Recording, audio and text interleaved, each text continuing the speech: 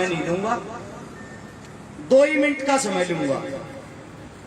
कोशिश करता हूं मेरे नौजवान भाइयों को कोई ऐसी बात बताऊं आप लोगों के बीच में कहे जिसे सुनकर आप लोगों के अंदर भी जोश आए। सबसे पहले तो मैं धन्यवाद करना चाहूंगा राजस्थान की इस धरती का, जिसने आज तक मुझे इतना प्यार प्रेम दिया। कई भाई पूछते भी हैं कि अरस शिकारा पैदा तो हरियाणा में हुए, आपको राजस्थान से इतना प्यार किस लिए मिल रहा है? आज आप लोगों को पहले तो मैं बता दूं, राजस्थान में गुग्गा मेडी नाम की एक जगह है, उसके पास छोटा सा गांव है ददरेवा। हम उसी गांव से, ददरेवा गांव से हरियाणा के अंदर गए हैं। मेरे जो पूर्वज थे वो ददरेवा के थे, इसीलिए राजस्थान वाले भाइयों को मैं आज भी अपना बड़ा भाई मानता हूं, अपना बड़ा घर मानता हूं। और जितने गौ रक्षक साथी मेरे भाई यहाँ पे इकट्ठे हो रहे हैं, सबके नाम तो नहीं गिनवाना चाहता मैं, ना ही गिनवा सकता। आप लोग वो इंसान हो जिसके अंदर श्री कृष्ण भगवान जी का अंश है।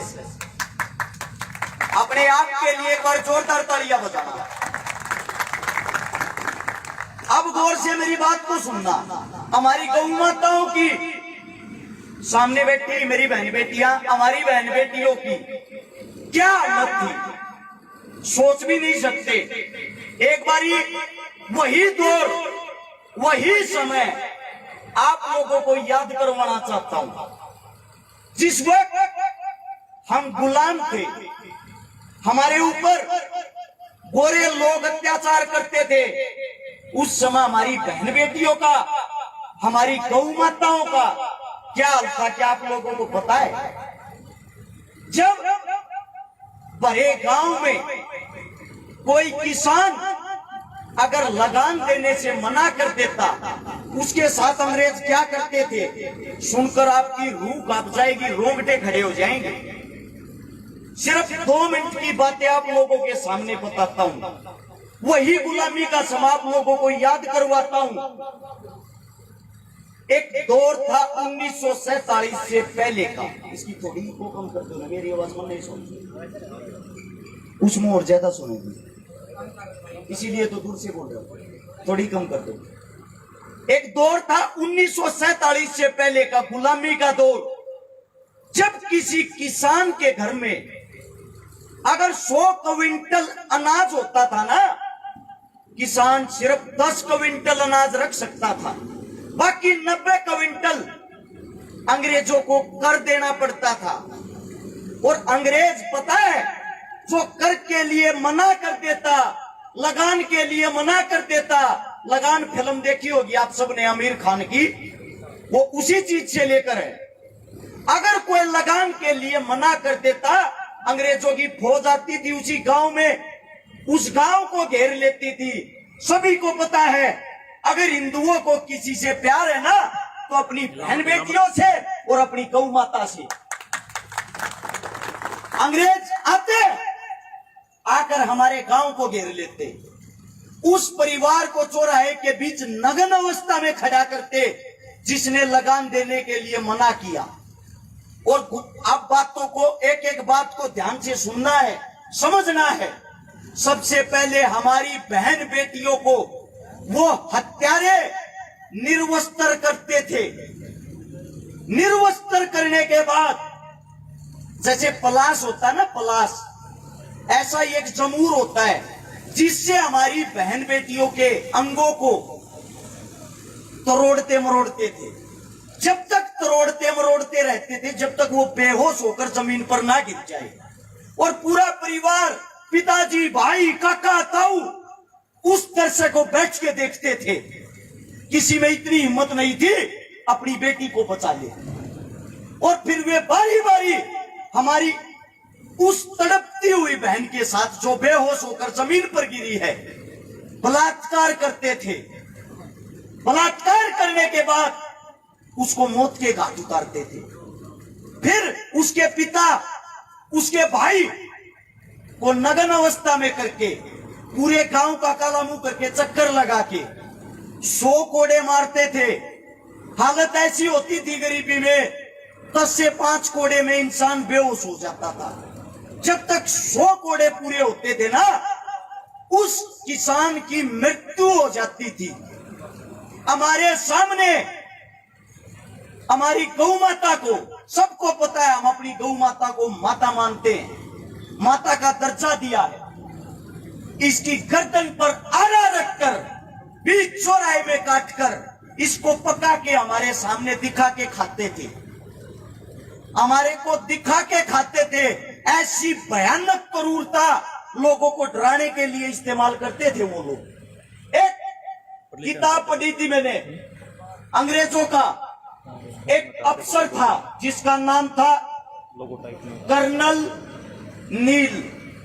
कर्नल नील ने अपनी पर्सनल डायरी में लिखा है, मेरी जहां जहां ड्यूटी रही, मैंने हर रोज हर वक्त हिंदुओं की बहन बेटी के साथ बलात्कार किया।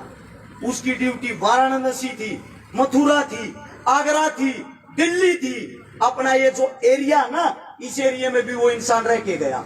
जहां भी वो गया, उसने जो भी सुंदर बहन बेटी दिखाई दी, उसी का बलात्कार किया। ये खुद उसने अपनी पर्सनल डायरी में लिखा है।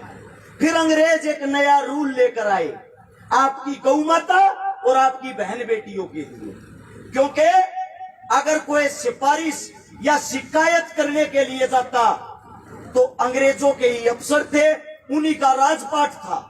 वे नया कानून लेके आए, जिसके साथ बलात्कार हुआ है वो बहन बेटी कोर्ट में आके साबित करके दिखाएगी। किसी में हिम्मत नहीं थी, क्या कोई बहन बेटी ये साबित करके दिखा सकती मेरे साथ बलात्कार हुआ?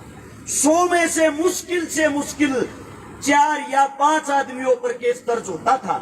आज भी वही कानून हिंदुस्तान ढो रहा है। हमारी बहन बेटियां बड़े बड़े बोर्ड लगे हुए थे कि सुरक्षित हैं। सुरक्षित कहाँ है? बोर्डों में हर रोज प्रतिदिन कितने बलात्कार होते हैं। हमारी गौ माता इसके लिए कानून लेकर आई, इसके लिए कानून बनाया। उनके लिए यह एक पशु थी, पशु के लिए कानून बनाया।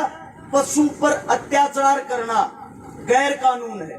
अपना कानून स्वयं तोड़ते थे। ये कहते थे कोई शिकायत करने के लिए तो आओ, कोई अपनी गौ माता को बचाने के लिए तो आओ। ऐसे दौर से भगत सिंह, राजगुरु, सुखदेव, सुभाष चंद्र बोस, चंद्रशेखर आजाद जैसे उन महावीरों ने 7,32,000 इंसान, 7,32,000 वीर 1947 तक शहीद हुए अंग्रेजों के साथ लड़ते लड़ते। जब जाकर हमें आजादी मिली है। आज मुझे बड़े दुर्भाग्य और शर्म के साथ आप लोगों को बताना पड़ रहा है, आपके नजदीक यही मेवात है, जैसे आलू बैंगन की सब्जी बिकती है ना, गाय का मांस ऐसे कटा हुआ आलू बैंगन की सब्जी की तरफ बिकता है अपनी। जैसे हमारी बहन बेटियों का उस वक्त बलात्कार होता था, आज भी हमारी बहन बेटियों के साथ हर घंटे में कोई ना कोई बलात्कार की घटना होती है।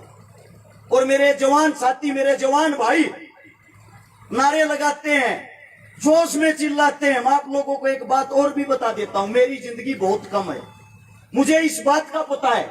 मेरी जिंदगी किस लिए कम है? ना मैं बीजेपी का हूं, ना मैं कांग्रेस का हूं, ना किसी पार्टी से मेरे ताल्लुकात है। मैं आप लोगों के सामने वे बातें बताता हूं जो सच्चाई होती है। मैं आप लोगों के सामने वे बातें करना चाहता हूं। अगर आप लोग जागरूक होगे, आप लोग अपने हक के लिए लड़ना सीखे, हमें किसी कानून, किसी सरकार की जरूरत नहीं है।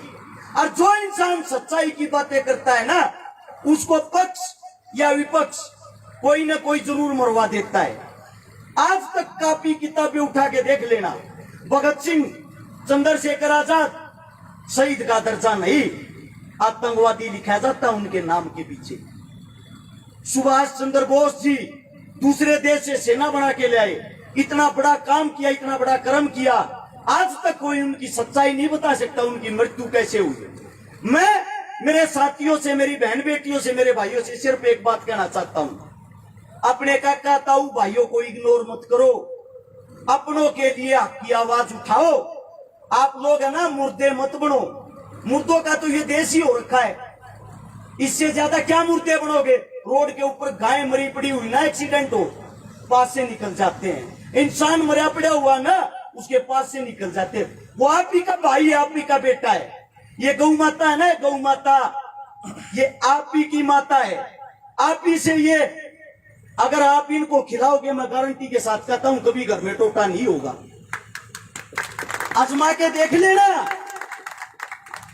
जिस समय कृष्ण भगवान थे, जमीन पे 9 करोड़ जनसंख्या थी और 125 करोड़ गौ माता थी।